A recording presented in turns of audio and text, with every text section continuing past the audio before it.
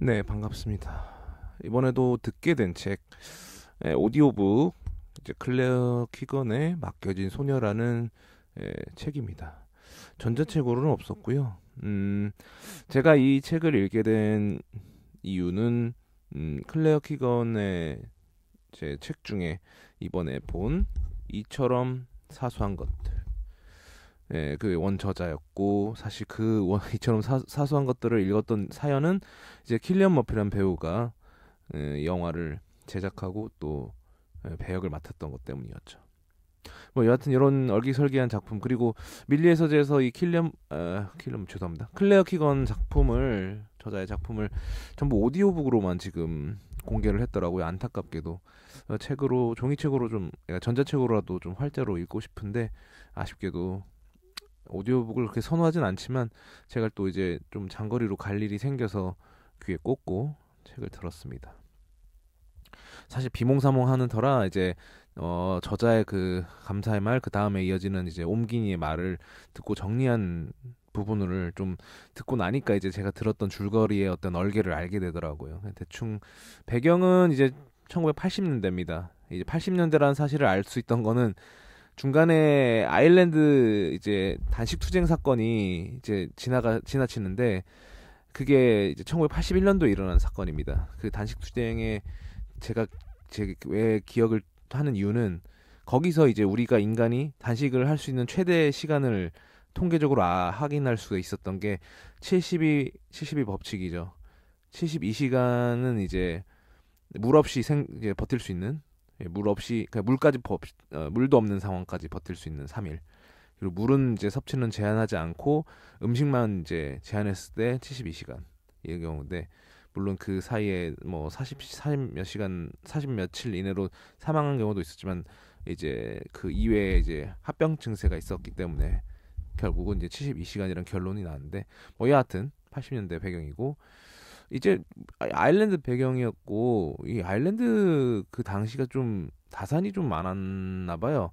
어, 그건 정확한 이유는 모르겠습니다. 뭐 이 가족만 그런 건지 모르겠습니다만은 왜냐면 이처럼 사소한 것들의 그 빌 펄롱, 킬리안 머피 배역인 경우도 딸만 다섯인 상황이었어요. 아무튼 그랬던 상황이었는데 이 가족도 마찬가지로 이제 주인공인 소녀가 이제 마지막 아들이 태어나면서 자기 동생이 태어나면서 다섯 자 이제 남매가 되다 보니까 어쩔 수 없이 먼 친척에게 맡겨지는 상황이었는데 나 맡겨졌다고 하니까 뭔가 맡겨지는 상황에서 되게 비극이 벌어질까봐 너무 걱정을 했는데 반대 상황이었던 거예요. 그러니까 자녀도 많고 그렇게 형편이 넉넉지 않은 가정에서 어떻게 그냥 먹고 사는데 그냥 그런 버티던 이제 소녀가 되게 이제 따뜻하고 온정 많고 넉넉한 집안에 맡겨지면서 글도 배우고 뭔가 쓰고 읽고 이런 것도 되고 옷도 깔끔하게 입으면서 뭔가 좀 성숙해지면서 워낙 또 속이 깊은 아이예요 그 자체가. 그러니까 이 아이 중심으로 이야기가 흘러가는데 굉장히 뭔가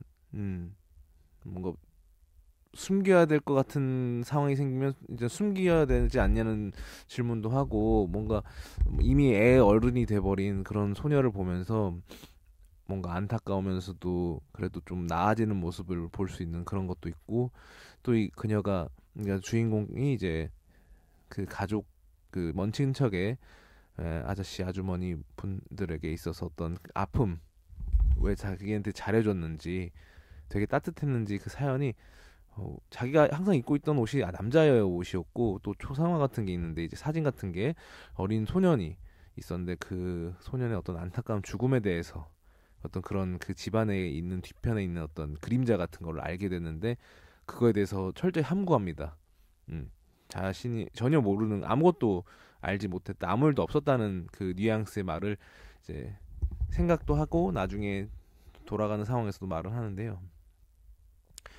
그래서 저는 이 사실을 알게 돼서 뭐 마치 그 먼 친척의 어떤 아저씨 아주머니가 이 소녀를 마치 그 소년의 대체물로 만들려고 친절을 베풀었던 것인지 아니면 계속 하도 스릴러에 절여져 있다 보니까 괜히 막 이렇게 그런 생각이 했는데 그게 아니고 그냥 마지막까지 친절하게 이제 다시 이제 가정으로 돌려 보내는 상황에서도 참 뭔가 은은한 그런 따스함 안타까움 뭐 이런 것들이 많이 느껴졌습니다. 또 주인공 소녀가 그 상황을 겪어 나가면서 좀 내적으로 내면적으로 뭔가 성숙해지는 뭔가 따스한 가족애를 이제 어떤 가정에서 알게 되는 그런 서사가 좀 매력적인 내용이었습니다. 사실 제가 옴기니의 말을 제대로 이해를 못했다면은 이걸 정확하게 못 알아들었을 것 같아요. 왜냐하면 이 어떤 저자 자체가 이런 뭐 전에 제가 읽었던 이처럼 사소한 것들도 그렇고 그냥 암시가 은은하게 뭐 암시적인 그런 것들로 던지기 때문에 그냥 보게 되면은 저같이 감수성 없는 사람들은 이게 뭐지 하면서 그냥 지나갈 만한 내용들이 굉장히 많습니다. 근데 마지막의 장면이 진짜 해석과 함께 보면은 압권인데요. 이제 저는 이 상황에서 계속 부모하고 아저씨를 막 혼자해서 막 섞어가니까 누가 누굴 부르고 있는지 헷갈렸는데 이제 나중에 그 마지막에 아저씨 품에 안겨서 아빠라고 부르는 장면이 품에 안긴 건 아저씨였고 자기를 맡겨준 이제 아저씨 그리고 아빠가 다가오는 상황 이제 돌아가야 되는 상황이죠. 거기서 아빠라는 표현은 하는 거죠. 그 상황이 아저씨에게 아빠가 다가온다는 사실을 말해주는 것과 동시에 어떻게 보면 아저씨에게 아빠라고 부르고자 하는 그 마음이 이제 상존하는 그런 해석을 옴기니께서 하더라고요. 좀 수긍이 가는 것도 있고 어떠면 아버지보다 더 따스한 어떤 감정을 전달해 준 것도 있고 어떤 아저씨가 가진 그런 그림자나 어두운 상처는 또 뭔가 말하지 않겠다라는 그런 느낌도 드는 거예요. 왜냐하면 그 전에도 어머니가 계속 물어봤는데 무슨 일 있었니 해도 아무 일도 없었다라는 말을 계속 반복적으로 얘기하더라고요. 무슨 안 좋은 일을 겪은 것도 아닌데 말할 법도 한데 끝까지 말을 하지 않는 뭔가 되게 어렸을 때부터 뭔가 뚝심이 있는 심지가 굳은 아이였던 느낌이 들었어요. 그래서 참 이 이야기는 어떤 피를 나는 가족보다 더 가족의 의미를 알려주는 사람들이 우리가 살아가면서 있지 않나. 물론 이걸 어렸을 때 겪으면은 더 강렬하긴 하지만 물론 원 가족이 그러니까 실제 이제 우리를 뭐 낳고 길러주신 가족들이 정말 우애가 돈독하고 또 화기애애한 가족이라면 참 다행스럽겠지만 그러지 않더라도 뭔가 외부에서 가족보다 더 가족같이 대해주는 그런 뭐 친구가 될 수도 있고 아니면 어른이 될 수도 있고 뭐 그런 대체제라고 표현하면 좀 그렇지만 어쨌든 대리적으로 그런 쪽으로 이제 또 어떤 그런 감정이나 정서를 체득시켜주는 분명 타자가 있죠. 예, 그런 시절을 경험한다는 것은 굉장히 축복이지 않을까. 왜냐하면 남보다 못한 게 가족인 경우도 있으니까 어떻게 보면은 참 남보다 못한 가족 속에서 자라다가 어떤 외부에서 어떤 다른 인간관계 속에서 그런 따스함을 느꼈을 때 오는 그 감정의 감동은 또 다르죠. 어떤 체득되는 감정도 그렇고. 왜냐면 그런 것들이 하나의 어떤 세상에 대한 인간관계에 대한 신뢰가 어쨌든 플러스 되는 부분이니까. 물론 이제 배신 당했을 때는 그럼 그렇지 하겠지만 그래도 기억 속에서는 사진처럼 남아있을 만한 소중한 추억들인 거죠. 그래서 나쁘지 않게 읽었었던 내용이고 책으로 나온다면 전자책으로 공개가 된다면 좀 좋겠네요.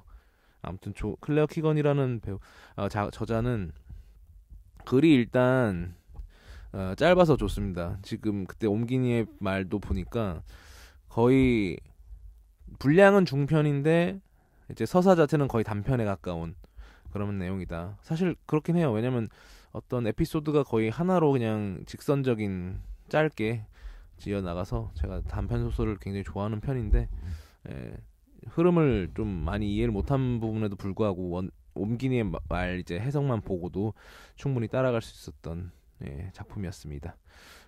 밀리의 서재를 구독하고 있다면은 한 번쯤 오디오북 이게 2시간이라서 좀 급한 분들은 사실 한 1.68 뭐 6 정도 해도 또 충분히 이제 한글이라서 듣기 뭐 그렇게 어렵진 않을 것 같습니다. 네, 이상 녹음 마쳐보겠습니다. 감사합니다.